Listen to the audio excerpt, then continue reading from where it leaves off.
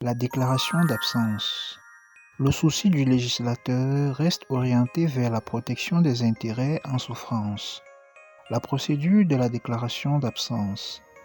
À l'issue de la 4e ou de la 10e année selon les cas, les parties intéressées peuvent demander que l'absence soit déclarée.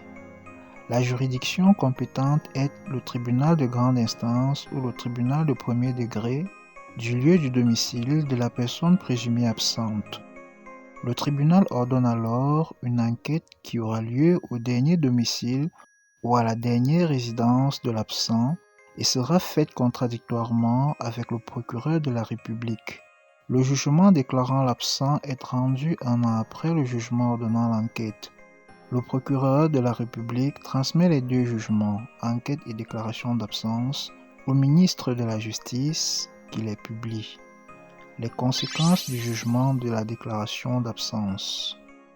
Le jugement déclarant l'absent lorsqu'il est devenu définitif entraîne des conséquences aussi bien sur le plan patrimonial que personnel.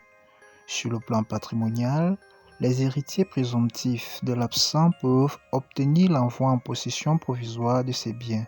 Ils peuvent donc les administrer et en jouir, mais ne peuvent ni aliéner ni hypothéquer les biens immeubles de l'absent. Les envoyés en possession sont tenus de faire un inventaire des biens qui leur sont remis et de fournir caution. Cas particulier de l'absent marié sous le régime de la communauté. Son conjoint a le choix, soit d'obtenir pour la dissolution de la communauté.